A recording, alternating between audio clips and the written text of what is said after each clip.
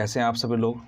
मैं रुचिन कुमार स्वागत करता हूं अपने यूट्यूब चैनल पर जिसका नाम है स्टडी विद रुचिन सर। देखिए, हमने अपनी सीरीज़ में जो हमारी साइंस की सीरीज़ चल रही है उसमें जो क्लास 9th है क्लास 9 से हमने एनसीईआरटी के चैप्टर नंबर 2 तक पढ़ा था। आज हम बात करते हैं चैप्टर नंबर 3 पे, जिसका नाम है परमाणु एवं अणु। देखिए, चूँकि डेट आपकी आ चुकी है एग्ज़ाम्स की, जो बंदरों का एग्ज़ाम है उसकी डेट आ चुकी है, तो कितना टाइम आपके पास है वो अपने हिसाब से आप लोग देख लीजिएगा। जितनी मेहनत हो सके आप लोग बहुत अच्छे से करिएगा, ठीक है। मैं भी कोशिश करूँगा कि अब आपको प्योर एनसीईआरटी, देखिए एनसीईआरटी से ही क्वेश्चन बनेंगे, तो कोशिश करेंगे कि एनसीईआरटी को ही ज़्यादा से ज़्यादा हम फोकस करें, ठीक है। तो स्टार्ट करते हैं। चैप्टर नंबर 3 है, देखिए आपके सामने चैप्टर नंबर 3 है। देखिए, चैप्टर का नाम है परमाणु एवं अणु। एक बात मैं बड़े आराम से और स्पष्ट शब्दों में आपको बता दूं कि हमारा जो वन का पेपर है उसके लिए NCERT the most important book, ठीक है। जो एनसीईआरटी है वो इम्पोर्टेंट बुक है, तो इसमें ऐसा नहीं है। देखिए, नंबर ना आने के सबसे प्रमुख जो कारण है वो है एक्स्ट्रा पढ़ना, इतना पढ़ना कि जो हमारे लेवल का है ही नहीं है। बहुत से बच्चे इसमें भी बोलेंगे सर ये तो बहुत बेसिक है, कहाँ 9th का पढ़ा रहे हो सर, कहाँ इतना कर रहे हो। देखिए, जब जो सिलेबस आपका दिया हुआ है, मैं सिलेबस के अकॉर्डिंग पढ़ा रहा हूँ, बाहर में कुछ नहीं पढ़ा रहा। पढ़ाने को मैं आपको बहुत डीप पढ़ा दूँ, लेकिन उसका फ़ायदा कुछ नहीं होने का, ठीक है। तो स्टार्ट करते हैं अपना चैप्टर। देखिए, चैप्टर का नाम है परमाणु एवं अणु, ठीक है, यानी कि एटम्स एंड मॉलिक्यूल्स। तो एटम एंड मॉलिक्यूल्स जो है वो आपका चैप्टर का नाम है, ठीक है। देखिए, इसमें एनसीईआरटी में हम मेन फैक्ट आपको याद रखना है सर। फैक्ट ही आपको पढ़ना है, आपका मेंस का पेपर नहीं है, ठीक है। तो इसका मतलब सीधी सी बात है, हमें इसमें जो है फैक्ट के ऊपर ही ज़्यादा फोकस करना पड़ेगा इसमें, ठीक है। चलिए, देखिए, सबसे पहले हम बात करते हैं कि जो हमारे जो भारतीय दार्शनिक थे, ठीक है, जो हमारे भारतीय दार्शनिक महर्षि कणाद, जो हमारे दार्शनिक महर्षि कणाद थे, उन्होंने प्रतिपादित किया था कि यदि हम द्रव्य पदार्थ को विभाजित करते जाएं तो हम छोटे छोटे कण को प्राप्त हो जाएंगे और अंत में एक सीमा ऐसी आ जाएगी जब प्राप्त कण को पूर्णतः विभाजित नहीं किया जा सकता। तो अर्थात वह सूक्ष्मतम कण जो होगा वो अविभाज्य होगा, जिसे हम क्या कहते हैं, जिसे हम परमाणु की संज्ञा देते हैं। तो महर्षि कणाद ने सर्वप्रथम अविभाज्य सूक्ष्मतम कण यानी कि परमाणु की अवधारणा प्रस्तुत की थी। यहाँ से हमारा सीधा सीधा क्वेश्चन यहाँ से बन जाता है, ठीक है। इसके बाद हम देखते हैं इसी क्रम में आगे एक वैज्ञानिक और आएंगे, यानी कि जो हमारे डेमोक्रिटस थे और लियूसिपस, ठीक है, लियूसिपस जो थे, उन्होंने सुझाव दिया कि यदि हम द्रव्यमान को विभाजित करते हैं तब ऐसी स्थिति आएगी जब प्राप्त कण को पुनः विभाजित नहीं किया जा सकेगा। देखिए, सेम वही चीज़ है जो कि महर्षि कणाद ने प्रतिपादित की है, ठीक है। इसी बीच में बहुत सारे वैज्ञानिकों ने नए नए तत्वों की खोज की है। तो यहाँ से क्वेश्चन आपके सामने ये बनेगा कि फादर ऑफ केमिस्ट्री, यानी कि फादर ऑफ केमिस्ट्री किसको कहते हैं। तो जैसे जैसे मैं लिखता जाऊँगा ऐसे ऐसे आप लोग जो है वो लिखते जाएंगे इसमें, ठीक है ना। मैं नोट्स जो है प्रॉपर्ली आपके बनवा दूंगा इसमें। तो अगर आपसे क्वेश्चन पूछा कि हमारा जो अविभाज्य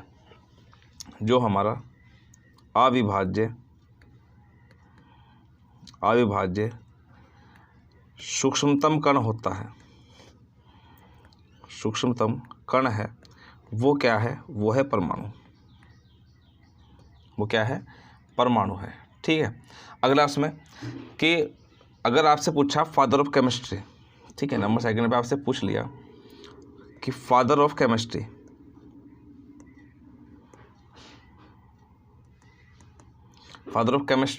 कौन है, तो फादर ऑफ केमिस्ट्री जिसको हम कहते हैं वो कहते हैं लेवाशिये को,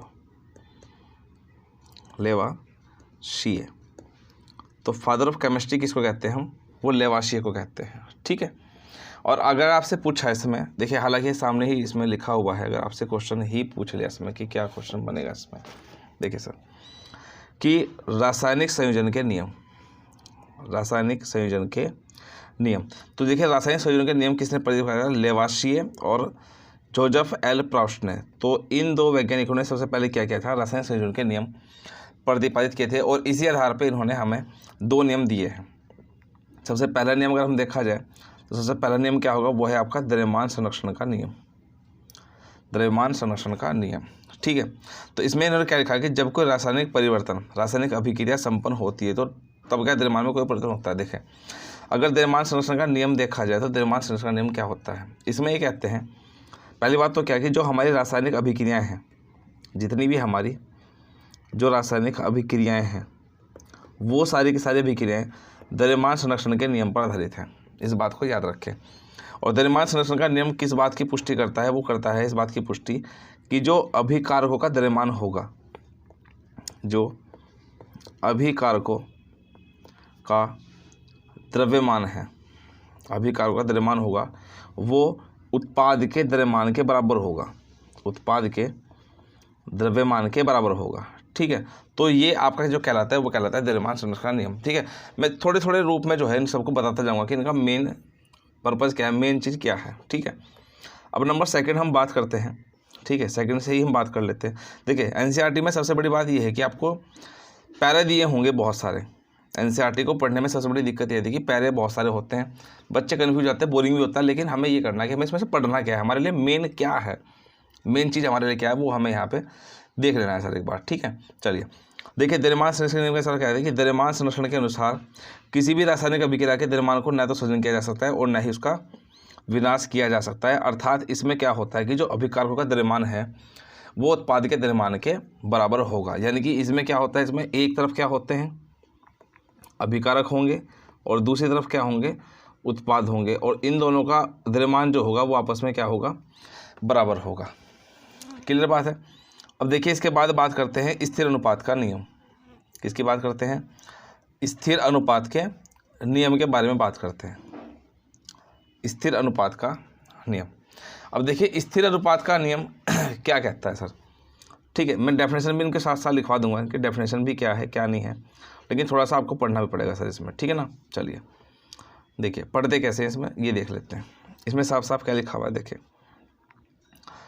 देखिए स्थिर अनुपात के नियम की व्याख्या होती है जिस सुनिश्चित अनुपात का नियम भी क्या निश्चित अनुपात का नियम भी कहता है। प्रॉस्ट ने इस नियम को इस प्रकार व्यवस्थित किया है कि किसी भी यौगिक में तत्व सदैव एक निश्चित द्रव्यमान के अनुपात में विद्यमान होते हैं। तो देखिए यहाँ से अगर आप पूरा इसको पढ़ना चाहें तो ये एक आपको प्रैक्टिकल दिया हुआ है, जबकि इसका निचोड़ क्या है, वो निचोड़ इसका सिर्फ ये है आपका। ठीक है, कि स्थिर अनुपात के नियम की व्याख्या सबसे पहले किसने की थी? सबसे पहली बात की थी प्रॉस्ट ने। ठीक है, प्रॉस्ट ने जो है स्थिर अनुपात के नियम की व्याख्या की है। इस प्रकार क्या है कि किसी भी यौगिक या में तत्व सदैव एक जो है वो निश्चित द्रव्यमानों के अनुपात में उपस्थित होते हैं। ये हमारा क्या कहलाता है आपका स्थिर अनुपात का नियम कहलाता है। बीच में एक आप डायग्राम आपको दिया हुआ है। ठीक है, डायग्राम में जो व्यक्ति आपको दिया हुआ है वो दिया है जॉन डाल्टन। ठीक है, जन्म इसका 1776 में हुआ था, ये सब चीज़ थे। ठीक है, अब ये नहीं कि सर आप इनको कहाँ पैदा हुआ थे, कहाँ, ये आपके पास एग्जाम में नहीं आएगा। मेन क्या है, इन्होंने 1808 में अपने परमाणु सिद्धांत को प्रस्तुत किया था, जो कि द्रव्य होते हैं, जो हमारे मैटर्स होता है, उनके अध्ययन के लिए महत्वपूर्ण साबित सिद्ध हुआ। तो यहाँ से क्वेश्चन होगा कि सबसे पहले जो डाल्टन है, डाल्टन ने परमाणु सिद्धांत जो है कब प्रस्तुत किया था? तो वो 1808 में किया था। तो यहाँ से ये लाइन जो है वो बड़ी इंपॉर्टेंट बन जाएगी। देखिए सब चीज़ नहीं पढ़ना, मैं आपको बार बार समझा दे रहा हूँ, सब चीज़ नहीं पढ़ना, मेन लाइनें पढ़नी है आपको इसमें। ठीक है, ये एनसीईआरटी है, एनसीईआरटी से ऐसे नहीं पढ़ी जाती है। एनसीईआरटी पहले पूरी पढ़ के क्लासीफाई किया जाता है, तब जाके उसका समाधान किया जाता है। ठीक है, आई बात सर में। देखिए सर अब डाल्टन ने क्या कहा है उसको सुन लीजिए। डाल्टन के परमाणु सिद्धांत के अनुसार सभी द्रव्य चाहे तत्व यौगिक या मिश्रण हो सूक्ष्म कणों में बने होते हैं, जिन्हें क्या कहते हैं? सब परमाणु कहते हैं। तो परमाणु अभी भी मैंने आपको बताया कि अविभाज्य सूक्ष्म कण होता है परमाणु। डाल्टन के सिद्धांत की क्या क्या बातें हैं? नंबर पहली बात, सभी द्रव्य परमाणु से निर्मित होते हैं जो कि रासायनिक अभिक्रिया में भाग लेते हैं। बिल्कुल सही बात है, जितने भी परमाणु होते हैं वो सभी रासायनिक क्रियाओं में क्या लेते हैं? भाग लेते ही हैं। ठीक है, अब दूसरी बात, दूसरे पॉइंट पे इसने क्या कहा है कि परमाणु अविभाज्य सूक्ष्म कण होते हैं जो रासायनिक अभिक्रियाओं में न तो सर्जित होते हैं और न उनका विनाश होता है। यही हमने कहाँ पढ़ा है? यही हमने पढ़ा है द्रव्यमान संरक्षण का नियम। क्या पढ़ा है? द्रव्यमान संरक्षण का नियम भी इसी के उसमें पढ़ा है। और अगर ये बात रखा जाए तो इसका मतलब साफ साफ कह रहा है कि जो परमाणु है, परमाणु जो है वो अविनाशी है। परमाणु क्या है? वो अविनाशी है। अविनाशी मतलब इसका जो है विनाश नहीं हो सकता। ठीक है, दूसरी बात क्या क्वेश्चन है, किसी दिए गए तत्व के सभी परमाणुओं का द्रव्यमान एक रासायनिक गुणधर्म क्या होते हैं? समान होते हैं। बिल्कुल होगा। अगर आप मान लें A+B और एरो C ले लें तो इनके जो गुण होंगे वो कहीं ना कहीं इसके जो C के गुण होंगे उनके आपस में बराबर ही होगा। आई बात समझ में। दूसरी बात क्या है, भिन्न भिन्न तत्वों के परमाणु के द्रव्यमान एवं रासायनिक गुणधर्म भी क्या होते हैं, भिन्न भिन्न होते हैं। अब सपोज मान लिया भाई, ये मान लिया H है, ये H2 है, प्लस आपने क्या मान लिया O2 मान लिया और H2 मान लिया, तो इसमें H भी है O भी है, तो H2 के अंदर हाइड्रोजन के भी और ऑक्सीजन दोनों के ही गुण क्या होंगे, उपस्थित होंगे। ठीक है, इस बात को भी याद रखें आप इस चीज़ पे, ठीक है ना। चलिए आगे पढ़ लेते हैं फटाफट से जी। इसके बाद क्या क्वेश्चन है, भिन्न भिन्न तत्वों के परमाणु परस्पर छोटी एवं पूर्ण संख्या के अनुपात में संयोग कर यौगिक का निर्माण करते हैं। और छठा पॉइंट है, किसी भी यौगिक के परमाणुओं की सापेक्ष संख्या में उसके प्रकार क्या होते हैं सर, निश्चित होते हैं। तो ये डाल्टन के परमाणु के सिद्धांत की प्रमुख बातें आपने रखी है, यही आपको पढ़नी है, यही आपको बुक्स में बना नोट में लिखना है अपने पॉइंट्स में। और ऐसे ही आपसे कोट वाले क्वेश्चन जो है वो यहाँ से पूछ भी लेगा। फिर कोट वाले क्वेश्चन में ऐसा नहीं है कि सर कहाँ से क्वेश्चन आ गया, देखिए क्वेश्चन सब यहीं से आएंगे, बस थोड़ा सा आपने पढ़ना है। अब इसके बाद क्वेश्चन अगर आप देखें यहाँ से कि परमाणु क्या होता है, ये हम पढ़ चुके हैं। अब दूसरी बात क्वेश्चन आएगा कि परमाणु का साइज कितना होता है। देखिए सर, परमाणु का साइज किस हिसाब से हम मेज़र करते हैं यहाँ से। देखिए अगर परमाणु की त्रिज्या देखें तो वो आपकी कितनी होती है सर, हमारी वो नैनोमीटर में मेज़र करते हैं। किस में, नैनोमीटर में मापा जाता है। और नैनोमीटर जो होता है वो 1 नैनोमीटर 10⁻⁻⁹ मीटर के इक्वल होता है। और अगर 1 मीटर देखा जाए तो 1 मीटर कितने नैनोमीटर के बराबर होता है, तो 10⁻⁹ के। थोड़ा सा मैं आपको यहाँ पे 3-4 चीज़ें बता देता हूँ, ठीक है। जैसे अगर आपसे क्वेश्चन यहाँ से पूछ लिया कि 1 मिली,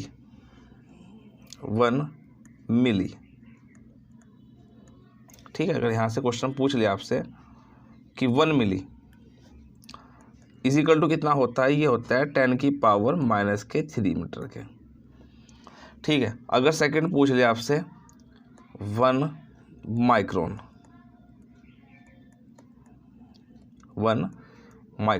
तो 1 माइक्रोन इजिकल टू होता है 10⁻⁻⁶ मीटर से। आज 3 का टेबल पढ़ते जाइए, पावर माइनस में याद रखना। नंबर नेक्स्ट याद रखना। इसके बाद नंबर नेक्स्ट क्या होगा कि 1 नैनोमीटर, 1 नैनो हमने अभी देखा नैनोमीटर की तरह इक्वल होता है भाई, आपका नैनो होता है 10⁻⁹ मीटर के। अगर इसके बाद पूछा 1 पिको यानी कि पी से डिनोट करते हैं, तो 1 पिको इक्वल टू कितना होता है 10⁻, देखिए 3, 6, 9 और इसके बाद क्या आएगा -12। तो ये आप लोगों को इस तरह से याद रखना है इसमें, ठीक है। तो सेम इसी में भी ये बात बोली गई है कि 1 नैनोमीटर जो है वो, ठीक है, यानी कि इसमें जो बात बोली गई है वो यही बोली गई कि जो परमाणु की त्रिज्या है वो किस में मापी जाती है, आपकी नैनोमीटर में मेज़र की जाती है। और ये भी साथ साथ जो है आप लोग ये लिख लीजिएगा सारी की सारी चीज़ें जो भी इंपॉर्टेंट आपको लगेगा, आपके एग्जाम्स में यहाँ से क्वेश्चन पूछा जा सकता है इसमें, ठीक है ना। चलिए इसके बाद नेक्स्ट पेज पे स्लाइड पे बात करते हैं। नेक्स्ट स्लाइड पे क्या है, देखिए एनसीईआरटी चल रही है आपकी।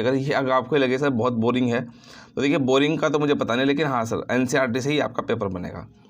ज़्यादा इधर उधर की किताब ना पढ़ के अगर आप लुसेंट कह रहा कि अगर आप एनसीईआरटी को ढंग से एक बार पढ़ लीजिएगा तो शायद आपका काम इसमें बन जाए इसमें, ठीक है ना। चलिए नेक्स्ट क्वेश्चन देखते हैं। इसमें देखिए आकार इसमें दे रखा है कि अगर हाइड्रोजन परमाणु इसमें दिया हुआ है कि हाइड्रोजन परमाणु का कितना होता है -10 होता है, जल का 10⁻⁹ होता है, हीमोग्लोबिन का 10⁻⁸ मीटर होता है, रेत के जो कण होते हैं 10⁻⁴ मीटर इक्वल होते हैं, चींटी का जो होता है 10⁻�3, ठीक है, और सेब का होता है 10⁻⁻1। ये उदाहरण है इनकी त्रिज्या दी हुई है, इनके आकार नहीं है, इनकी त्रिज्या के ऊपर बात की रखी है, ठीक है।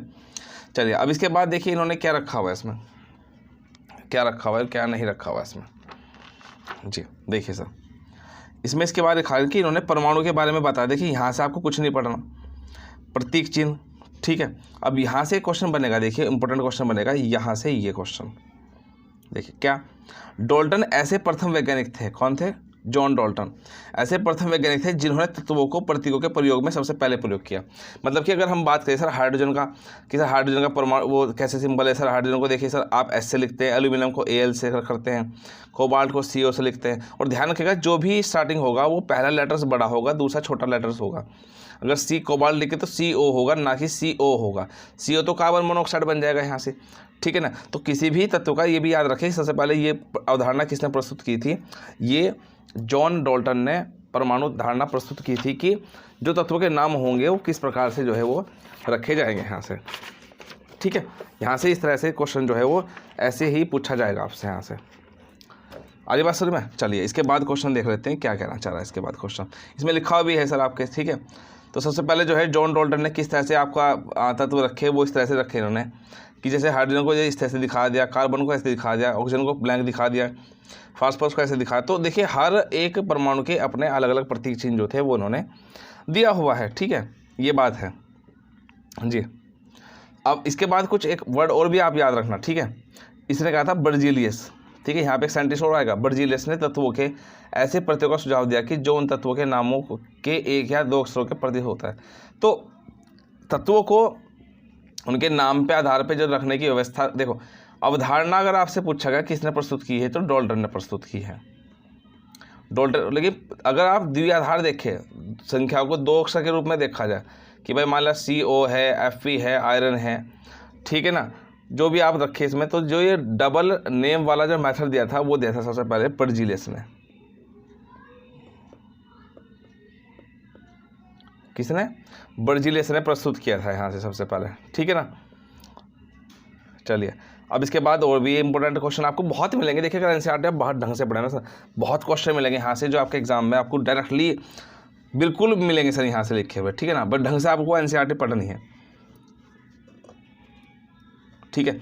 अब देखिए सर सबसे पहले आपके क्या पूछा, IUPAC की फुल फॉर्म इसने पूछ ली कि international union of pure and applied chemistry. तो ये IUPAC की फुल फॉर्म आपको यहीं से मिल जाएगी, ठीक है। उसके बाद जैसे आपने देखे, आपने डाल्टन ने आपका नाम प्रस्तुत बताया कि भाई कैसे रखते हैं। उसके बाद बर्जीलियस ने बताया कि भाई इसको कैसे देते हैं। अब मान लो पूरे विश्व में इनका एक क्रम बना रहे, मान लो लैटिन भाषा में लगे, फ्रेंच भाषा में लगे, अंग्रेजी में लगे, अलग भाषा में लगे, तो इसके लिए एक संस्था बनाई गई। वो उस संस्था का नाम जो था वो था IUPAC। IUPAC मतलब कि international union of pure and applied chemistry. तो ये इनका पूरा नाम है, ठीक है। तो इन्होंने ही सबसे पहले, फिर उसके बाद इन्होंने निश्चित कर दिया कि भाई हम तत्वों के नाम जो है वो किस प्रकार से, किस आधार पे जो है वो रखे जाएंगे इसमें, ठीक है ना। चलिए अब इसके बाद बात करते हैं 5वीं स्लाइड पे। अब 5वीं स्लाइड में आपको यहाँ पे देखो साफ साफ दिया भी गया है, ठीक है, दिया भी गया है आपको यहाँ पे तत्वों के नाम जो है आपको दिए गए हैं। कम से कम आपके 20-30 तक के तत्व नाम आपको याद होने ही चाहिए सर। जैसे कि एल्यूमिनियम का स्टार्टिंग में दे रखा है Al है, ठीक है, एल्यूमिनियम का Al दिया हुआ है, आर्गन का Ar है, बेरिलियम का Ba है, बोरान का B है, ब्रोमीन का Br है, कैल्शियम का Ca है, कार्बन का C है, क्लोरीन का Cl है, कोबाल्ट का CO, copper Cu, fluorine F, ठीक है, गोल्ड ये रहा। तो ये लगभग आपको ज़्यादा से ज़्यादा तत्वों के नाम जो है वो यहाँ पे एनसीईआरटी में आपको मेंशन किए गए हैं यहाँ से, ठीक है ना। अब देखिए जैसे कि जनरल मैंने अभी आपको एक जनरल सी बात बताई थी कि कार्बन मोनोऑक्साइड, देखिए ये यहीं पे आ गया आपको कार्बन मोनोऑक्साइड, ठीक है, कार्बन मोनोऑक्साइड यहाँ से आ गया। अब देखिए पेज नंबर 6 पे, यहाँ पे भी आपको मेरे हिसाब से कुछ नहीं मिलेगा इसमें रखा हुआ, ठीक है। बस खाली यहाँ पे क्या मिलेगा आपको रखा हुआ मैं आपको बता सकता हूँ। देखो बात सिर्फ क्या मिलेगी आपको यहाँ रखा हुआ, देखिए यहाँ पे मिलेगा आपको 1 AMU एटॉमिक मास यूनिट, यानी कि किसी तत्व के सापेक्ष परमाणु द्रव्यमान को उसके सापेक्ष औसत द्रव्यमान के कार्बन 12, किसके कार्बन 12 परमाणु के 1/12वें भाग के अनुपात में व्यक्त किया जाता है। इसे हम क्या कहते हैं, AMU एटॉमिक मास यूनिट, यानी कि परमाणु द्रव्यमान मात्रक। इसको हम किस नाम से पुकारते हैं, परमाणु द्रव्यमान मात्रक के रूप में पुकारते हैं, ठीक है। अब मैं कुछ क्वेश्चन आपको लिखवा रहा हूँ, उसको थोड़ा सा आप देख, पहले एक बार काम करो, पढ़ा दूँ सारा मैं आपको, उसके बाद फिर मैं आपको अलग से जो है वो लिखवा देता हूँ, ठीक है ना। ठीक है चलिए इसके बाद देख लेते हैं जी, ठीक है। यौगिक के अणु दिए हुए हैं, आयन क्या होता है, रासायनिक सूत्र लिखना क्या होता है, ये सब आपके उसमें दिया गया है, ठीक है ना।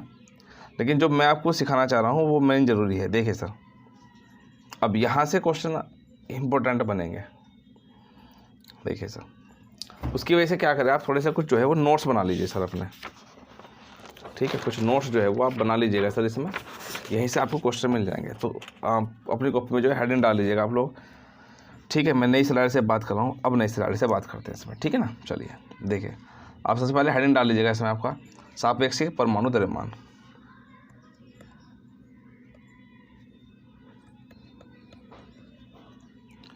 सेकेंड सापेक्षिक परमाणु द्रव्यमान पे बात करेंगे।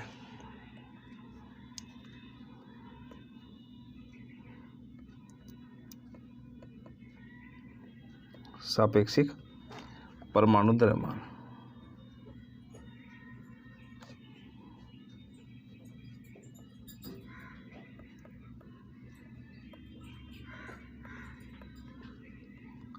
सापेक्षिक परमाणु द्रव्यमान, ठीक है ना।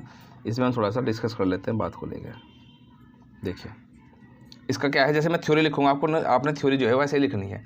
यानी कि परमाणु सापेक्षिक परमाणु द्रव्यमान क्या होता है, उसके परमाणुओं के ऐसे लिखेगा, उसके परमाणुओं के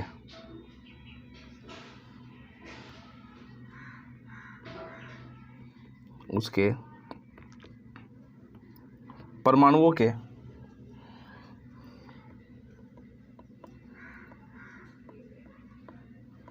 औसत द्रव्यमान तथा कार्बन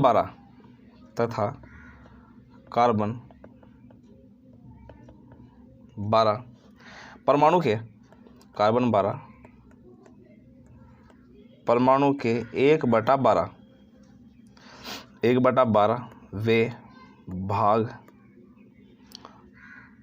के अनुपात द्वारा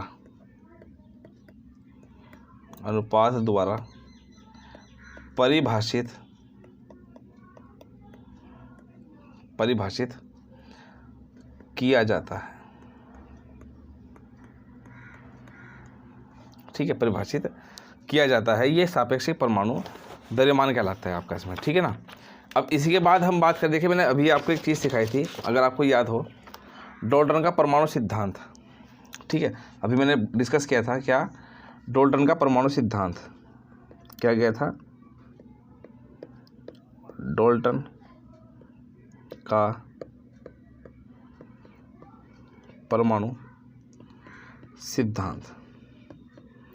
तो देखिए डाल्टन का परमाणु सिद्धांत, अब क्वेश्चन ये किसी ने दिया था, कब ये, पहली बात तो ये दिया कब था, ये दिया था 1804 में। अब डाल्टन का परमाणु सिद्धांत 1804 में दिया था। इसने साफ साफ कह दिया था कि पदार्थ जो है या तत्व जो है, कि पदार्थ जो है, ठीक है रुकिए, देखिए यानी कि जो पदार्थ या तत्व अनेक सूक्ष्म कणों से बनता है, जिन्हें परमाणु कहते हैं। यानी कि यहीं से क्वेश्चन क्या निकलेगा कि परमाणु जो है, यानी कि जो परमाणु है अर्थात जो एटम है, परमाणु जो है वो क्या है, वो अविनाशी है।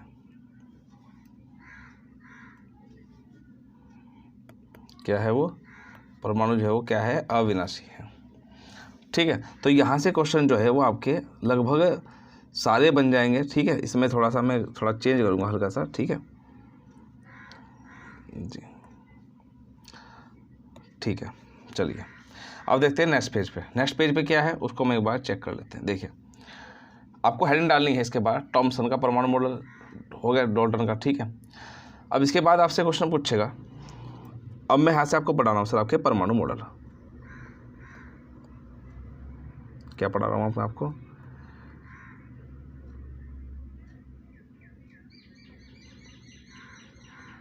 परमाणु मॉडल। अब अगर मैं यहाँ से परमाणु मॉडल की बात करूँ तो हमारे देखिए 3 प्रकार के परमाणु मॉडल हैं। कितने प्रकार के हैं सर हमारे, 3 प्रकार के। पहला जो है वो है थॉमसन का परमाणु मॉडल।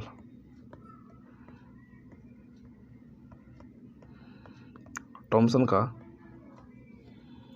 परमाणु मॉडल, ठीक है, जो दिया था लगभग 1904 के आसपास, 1904 ईस्वी में इन्होंने दिया था। दूसरा जो होगा वो होगा रदरफोर्ड का परमाणु मॉडल। रदरफोर्ड का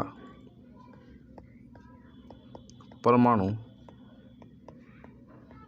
मॉडल, ये जो परमाणु मॉडल रदरफोर्ड ने दिया था ये लगभग 1911 के आसपास दिया था, 1911 के आसपास। अगर बोहर का परमाणु मॉडल देखा जाए, ठीक है, देखिए कौन सा, बोहर का, बोहर का परमाणु मॉडल देखा जाए तो बोहर का इसे दीर्घ 2 साल के बाद यानी कि लगभग 1913 के आसपास। तो हमारे 3 मॉडल यहाँ से दिखाए गए हैं आपके, ठीक है। 3 मॉडल है, पहला थॉमसन का मॉडल, फिर रदरफोर्ड का, फिर आपका बोहर का परमाणु मॉडल। कहीं कहीं पे इसको जो है बोर का परमाणु मॉडल भी कहते हैं, ठीक है, बोर का परमाणु मॉडल भी कहा जाता है। तो अब हम जो है लगभग 1 बाय 1 मॉडल पे डिस्कस करने वाले हैं सर। यहाँ से 1 बाय 1 मॉडल पे डिस्कशन होगा इसमें, ठीक है ना। चलिए 1 बाय 1 डिस्कशन पे कैसे करते हैं उसको देख लीजिए फटाफट से। देखिए सबसे पहले आप मेन हेडिंग डाल लीजिएगा, सबसे पहले वो है थॉमसन का परमाणु मॉडल। क्या डालेगा, थॉमसन का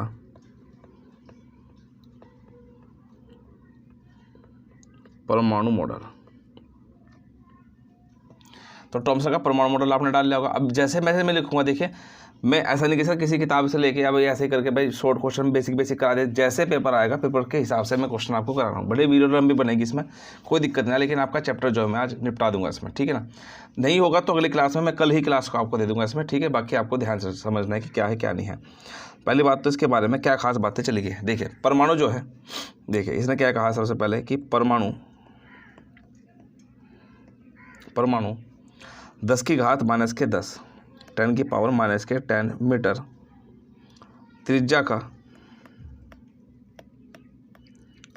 का एक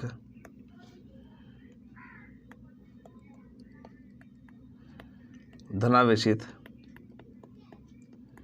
गोला है। ये आपको याद रखना, जिसमें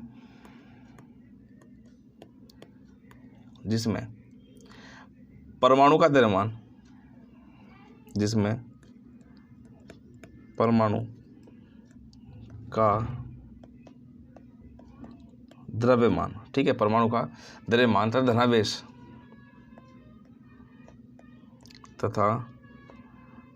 धनावेश समान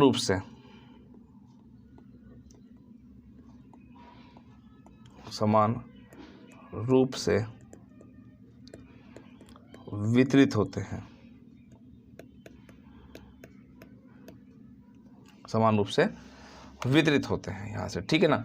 उदाहरण अगर पूछा जाए कि सर इसने किसका उदाहरण लिया था, तो अगर इसने पूछा जाए कि सर इसने किस चीज़ का उदाहरण माना था, तो इसने उदाहरण जो था वो तरबूज का लिया था, ठीक है। किसका लिया था, तरबूज का उदाहरण लिया था। और इस मॉडल द्वारा अगर आपसे अगला क्वेश्चन पूछा जाए कि इस मॉडल के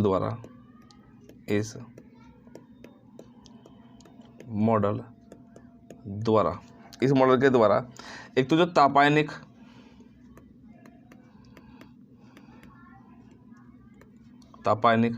जो उत्सर्जन है,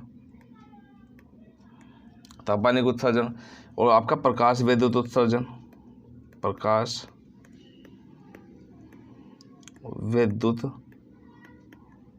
उत्सर्जन, ठीक है, तथा आयनीकरण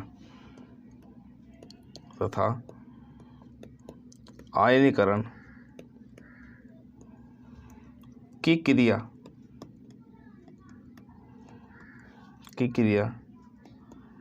को समझाया गया।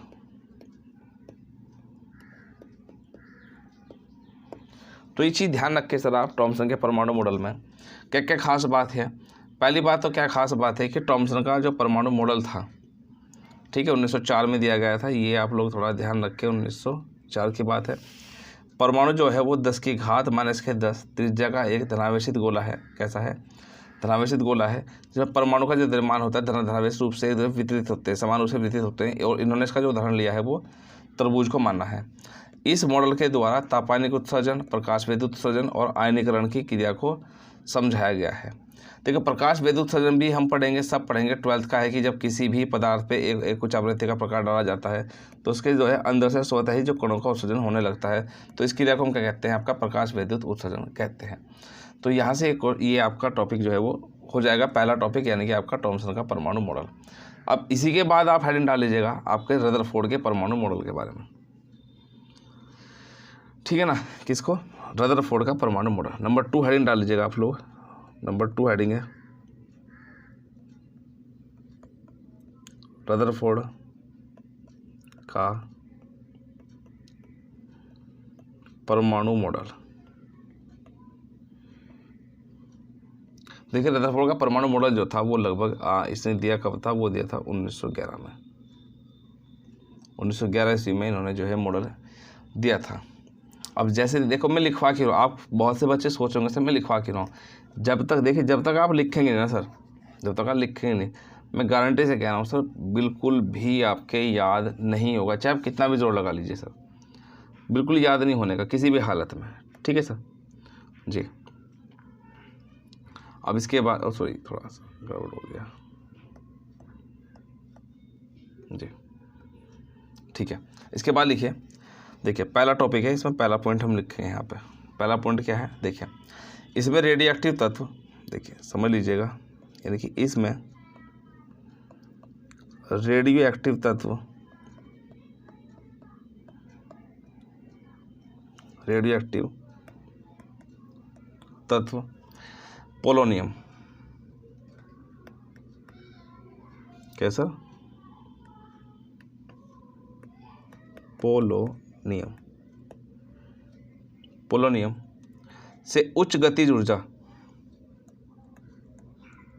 से उच्च गतिज ऊर्जा से निकलने वाली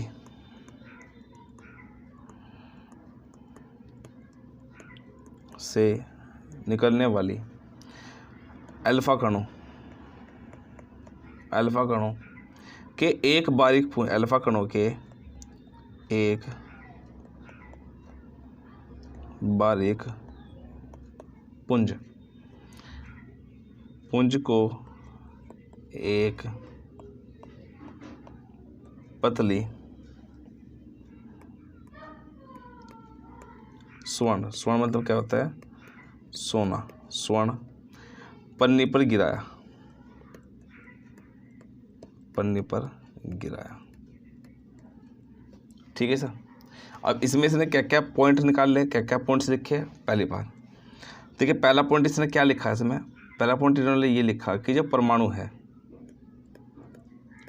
कि परमाणु अत्यंत सूक्ष्म, अत्यंत सूक्ष्म व विद्युतीय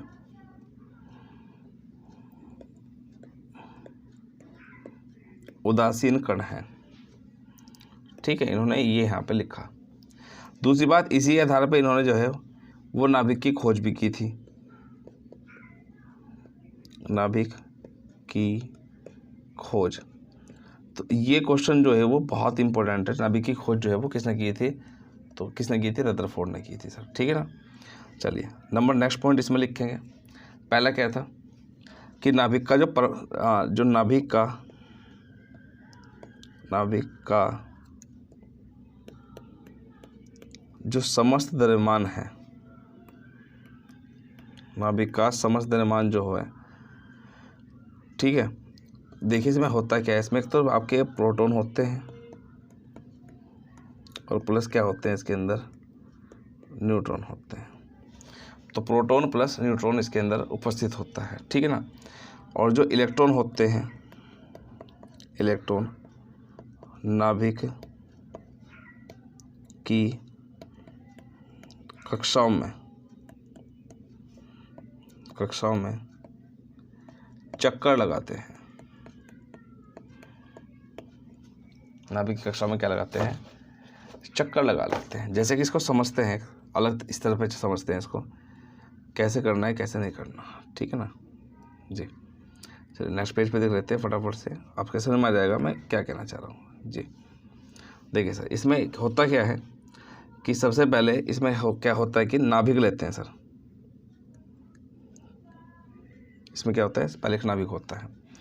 दूसरी बात क्या कि नाभिक के चारों ओर क्या होती है, विभिन्न कक्षाएं होती हैं। क्या होती है, विभिन्न कक्षाएं होती हैं। और हर कक्षा में, ये डैश डैश है, और भी कक्षाएं होंगी। तो देखिए नाभिक की बात करें तो प्रोटॉन और न्यूट्रॉन तो हो ही गए इसमें। अब होता क्या है बेसिकली, तो ये चीज़ आप लिख भी लीजिएगा कि नाभिक में जो है, नाभिक में हो क्या गए, प्रोटॉन हो चुके हैं प्लस के न्यूट्रॉन हो चुके हैं। तो पहली पॉइंट तो ये आपके दिमाग में। अब होगा क्या कि जो इलेक्ट्रॉन होंगे वो बोर-बरी योजना के अनुसार किस क्रम में व्यवस्थित होंगे, 2, 8, 8, 18, 32 ऐसे चलेगा। बहुत से बच्चों ने 2, 8, 18, 32 ये भी पढ़ा होगा। इसके अलग नियम हैं और इसके अलग नियम हैं। तो बोर-बरी योजना के अनुसार प्रत्येक कक्षा में इलेक्ट्रॉन संख्या कितनी होगी, वो इतनी रहेगी इसमें, ठीक है ना, बोर-बरी योजना के अनुसार। मेरे हिसाब से कोई दिक्कत तो नहीं होनी चाहिए शायद इसमें, ठीक है ना, ये ध्यान रखें इसमें, ठीक है। चलिए अब देखिए पहली कक्षा को में कितने इलेक्ट्रॉन हैं, 2 इलेक्ट्रॉन है, तो हम 2 इलेक्ट्रॉन को जो है वो इस तरह से यहाँ पे प्रदर्शित करेंगे। दूसरी कक्षा में कितने हैं, 8 है, तो 1, 2, 3, 4, 5, 6, 7 और 8। सेम ऐसी अगली कक्षा में 1, 2, 3, 4, 5, 6, 7 और 8, ठीक है। तो ऐसे ही होगा। फिर उसके बाद कितना होगा, 2, 8, 8 हो गया, फिर 18 हो जाएगा। तो यानी कि 2, 1, 2, 3, 4, ठीक है, 5, 6, 7, 8, 8 ही हो गए, 9,